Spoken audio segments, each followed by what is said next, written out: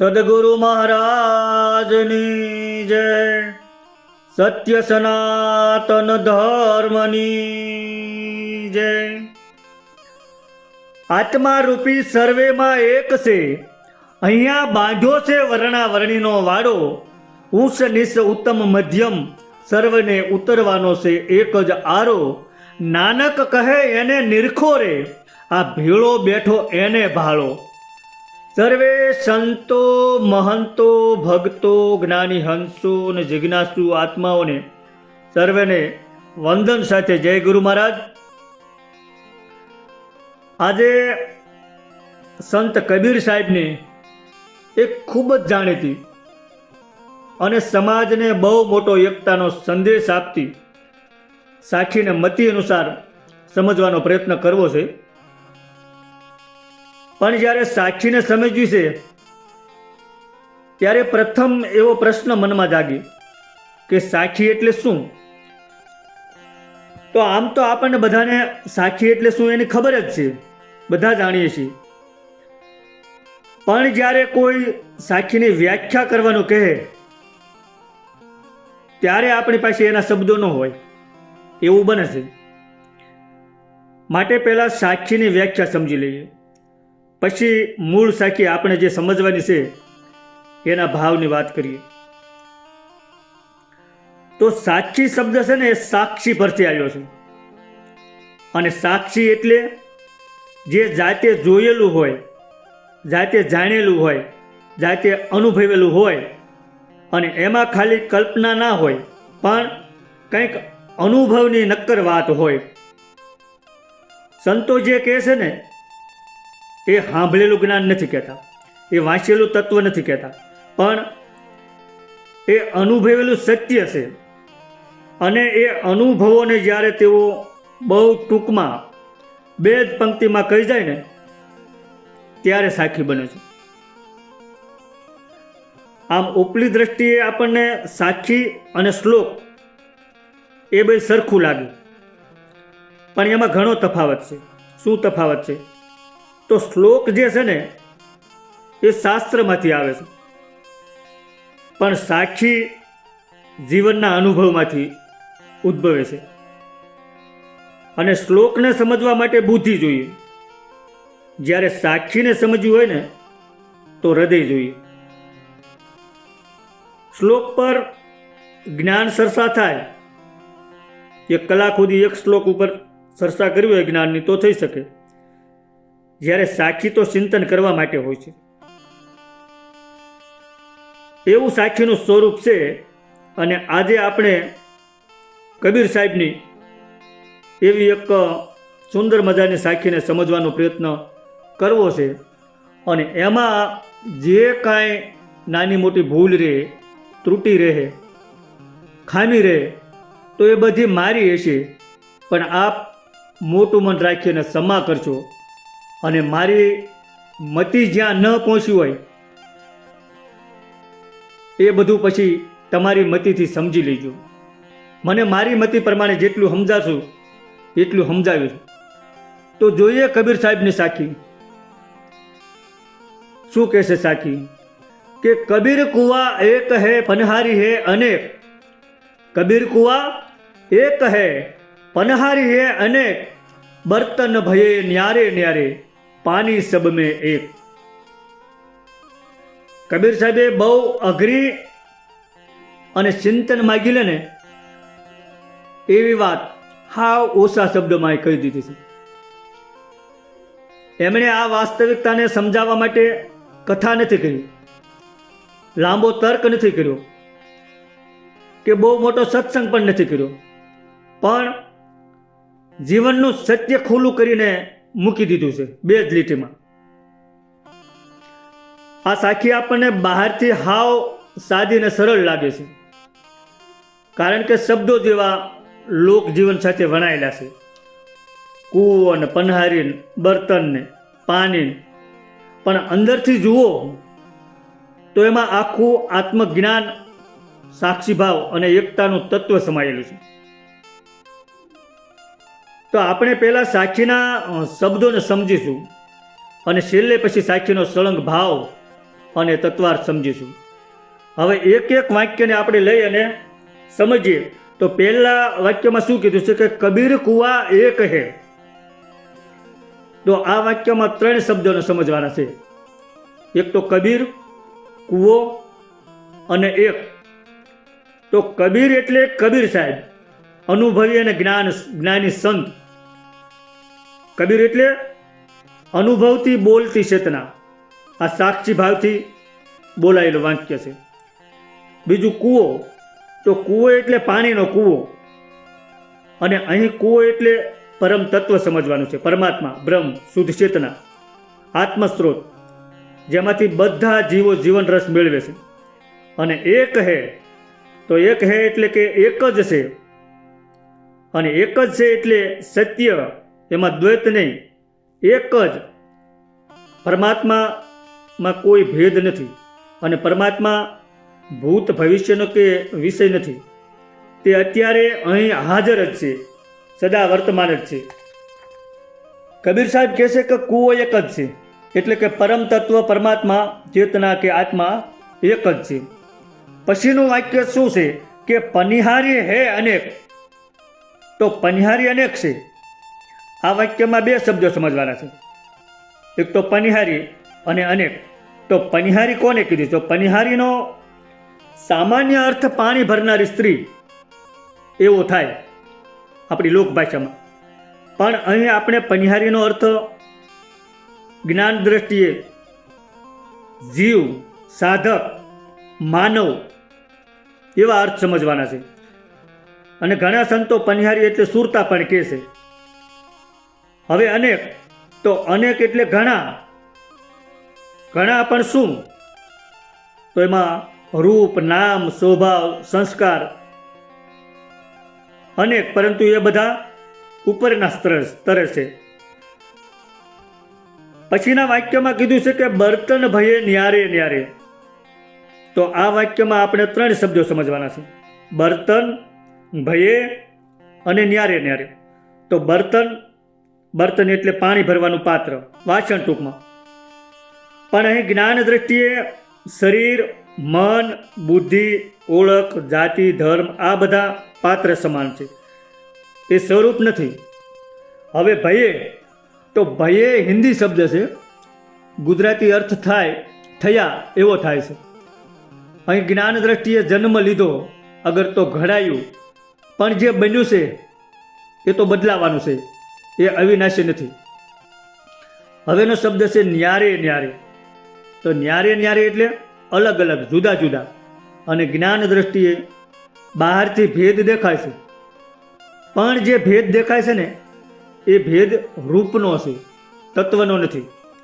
હવે છેલ્લું વાક્ય કે પાણી સબ મેં એક. તો પાણી બધામાં એક જ છે. આ વાક્યમાં 3 શબ્દો સમજવાના છે. પાણી, સબ મેં અને એક. તો એ શબ્દો સમજીને પછી આપણે હળંગ રીતે આખી સાખીને સમજીશું. હવે પાણી. તો પાણી એટલે પાણી, જળ એવો અર્થ થાય. પણ તત્વાર્થની દ્રષ્ટિએ એનો અર્થ આત્મા, ચેતના, જીવન રસ, સત્ય, જે પોતે કોઈ આકાર ધરાવતું નથી પણ બધા આકારમાં સમાય છે એવું. હવે સબમે. તો સબમે એટલે બધામાં, તેમાં કોઈ અપવાદ નહીં, ઊંચ નીચ નહીં, પવિત્ર અપવિત્ર નહીં, કાળું ધોળું નહીં, નાનું મોટું નહીં, એવો કોઈ ભેદ નહીં, બધામાં. હવે એક. તો એક એટલે એક જ, બીજો નહીં, દ્વૈત નહીં, અદ્વૈત. અંતિમ સત્ય એક જ છે. આત્મા એક છે, ચેતના એક છે, પરમાત્મા. આ બધા નામ જુદા છે પણ એક જ છે. આટલા શબ્દો સમજ્યા પછી હવે આપણે આખી સાખીનો સળંગ રીતે સાખી શું કહેવા માગે છે એનો ભાવ અને એનો તત્વાર્થ આપણે સમજીએ. કબીર કુવા એક હે, પનિહારી હે અનેક, બર્તન ભયે ન્યારે ન્યારે, પાણી સબ મેં એક. પહેલા આપણે સાખીનો ભૌતિક અર્થ જાણી લઈએ, તત્વાર્થ પછી સમજશું. તો કબીર કુવા એક હે, પનિહારી હે અનેક. તો કબીર સાહેબ કહે છે કે કૂવો એક જ છે અને પનિહારી એટલે કે પાણી ભરનારી સ્ત્રીઓ અનેક છે. પછી કીધું કે બર્તન ભયે ન્યારે ન્યારે પાણી સબ મેં એક. તો દરેક પનિહારી પાસે પોતાનું બર્તન એટલે કે વાસણ છે અને બધા અલગ અલગ છે. બધા વાસણમાં ભરાયેલું પાણી એક જ છે. બહારથી જોતા ઘણા લોકો, ઘણા વાસણ, ઘણા ઘડા, ઘણા રસ્તા દેખાય, પણ સ્ત્રોત એક જ છે, પાણી. ગામમાં કૂવો હોય અને પનિહારીઓ પાણી ભરવા જાય તો કોઈ માટલા ભરે છે, કોઈ ઘડામાં ભરે છે, કોઈ ગોળીમાં ભરે છે, કોઈ હાંડ કે ગાગરમાં ભરે છે. કોઈનું વાસણ તાંબાનું હોય, કોઈનું પિત્તળનું હોય, કોઈનું સ્ટીલનું હોય. એમ વાસણ ભલે અલગ અલગ હોય, જુદા જુદા હોય, જુદા જુદા ઘાટના હોય, પણ એ બધામાં એક જ કૂવાનું પાણી એક જ છે. વાસણના ઘાટ જુદા છે, નામ જુદા છે, રૂપ જુદા છે, પણ બધામાં ભરેલું પાણી એક જ છે. હવે આ થયો સાખીનો ભૌતિક અર્થ. પણ સંતો કોઈ દિવસ આવી ભૌતિક વાત નથી કરતા. સંતોની વાત હંમેશા તત્વદર્શી હોય છે. સંતોની વાતમાં ઊંડી ગહનતા હોય છે. સંતોની વાત હંમેશા આધ્યાત્મિક હોય છે. તો હવે જોઈએ સંપૂર્ણ સાખીનો આધ્યાત્મિક ભાવ. તો અહીં કૂવો એટલે પરમાત્મા, પરમ સત્તા, એટલે પરમાત્મા રૂપી કૂવો એમ સમજવાનું છે. અને કૂવો એક કીધો છે, અનેક નહીં. તો અહીં કૂવો એકનો બહુ ઊંડો અર્થ છે. પરમ તત્વ, પરમાત્મા, આત્મા એ એક જ છે. અને એ કૂવો એટલે બહાર ક્યાંય રહેલો ભગવાન નહીં, પણ કૂવો એટલે અંતરનું સ્ત્રોત, જ્યાંથી શ્વાસ આવે છે, વિચાર ઉઠે છે અને ચેતના ઝળહળે છે, એ કૂવો. પનિહારી અનેક. તો એ પનિહારીનો અર્થ જીવ, સાધક કે માનવ એવો સમજવાનો છે. તો જીવો અનેક છે, સાધકો અનેક છે, સંતો અનેક છે, ધર્મો અનેક છે, પંથો અનેક છે. કોઈ રામ બોલે છે, કોઈ રહીમ બોલે છે, કોઈ અલ્લાહ બોલે છે, કોઈ વાહેગુરુ, કોઈ ઓમ, કોઈ ભજન કરે છે, કોઈ નમાજ પઢે છે, કોઈ જપ કરે છે, કોઈ ધ્યાન કરે છે અને કોઈ તપ કરે છે. પોતપોતાની રીતે બધી જુદી જુદી રીતે કરે છે. પણ કબીર સાહેબ કહે છે કે પનિહારી અલગ અલગ હોય તો શું થયું? જ્યારે કૂવો એક જ છે, બધાએ ભલે જુદી જુદી રીતે ભજન કરે, જે કરે, પણ પરમાત્મા તત્વ એક જ છે. અલ્લાહ કયો, ઈશ્વર કયો, રામ કયો, રહીમ છો, એ બધું એક જ તત્વ છે. હવે કીધું બર્તન ભયે ન્યારે ન્યારે. તો બર્તન એટલે વાસણ, પણ અહીં જ્ઞાન દ્રષ્ટિએ બર્તન એટલે શરીર, મન, સંસ્કાર, માન્યતાઓ, ધર્મની રીતો, આ બધું પનિહારી સમાન છે. કોઈનું શરીર જાડું, કોઈનું પાતળું, કોઈનું ગોરું, કોઈનું કાળું, કોઈનું ધોળું, કોઈનું મન માટીના ઘડા જેવું, કોઈનું મન સોનાના કળશ જેવું, પણ છતાંય બધામાં પરમ તત્વ એક જ છે, એવું કબીર સાહેબ કહે છે. બીજી વાત એ કે બધા વાસણો જુદા જુદા હોવા છતાં પાણી વાસણનું સ્વરૂપ લેતું નથી. પાણી બર્તનમાં હોય છે, બર્તન પાણીમાં નથી. એમ જ આત્મા શરીરમાં છે, પણ શરીર આત્મામાં નથી. હવે કીધું પાણી સબ મેં એક હૈ. તો અહીં પાણી એટલે આત્મા, ચેતના, સાક્ષી. બધા જીવોમાં એક જ ચેતના છે. જે ચેતના મારી અંદર છે એ જ ચેતના તમારી અંદર છે. એ જ ચેતના સંતમાં છે અને એ જ ચેતના પાપીમાં પણ છે. કબીર સાહેબ કહે છે કે વાસણ ભલે અલગ અલગ હોય, પણ જીવન રસરૂપી જળ એક જ છે. બધામાં એક જ ચેતન તત્વ વિલસી રહ્યું છે. શરીર બદલાય, મન બદલાય, વિચાર પણ બદલાય, પણ પરમ ચેતના બદલાતી નથી. દરેક માણસ જુદી જુદી રીતે સાધના કરે છે, જુદા જુદા નામે ભગવાનને ભજે છે, બોલાવે છે, જુદા જુદા ધર્મમાં છે, પણ જે અનુભવ થાય છે, જે ચેતના છે, એ તો એક જ છે. અને આ સાખીનું સાર તત્વ એ સમજવાનું છે કે જે પાણી મને જીવતું રાખે છે એ જ બધાને જીવતું રાખે છે. આટલું સમજાય ને તો પરમ તત્વ સમજાઈ જાય. આત્મા, ચેતના, જીવન રસ, સત્ય જે પોતે કોઈ આકાર ધરાવતું નથી પણ બધા આકારમાં સમાઈ જાય છે. આવું કબીર સાહેબનું કહેવાનું થાય છે. અને આ કબીર સાહેબની સાખી આજના આ સમયમાં બહુ મોટો સંદેશ આપી જાય છે. એનો સાર આપણે સમજી લઈએ કે આજના યુગમાં તમે જુઓ કેવો સમય ચાલી રહ્યો છે.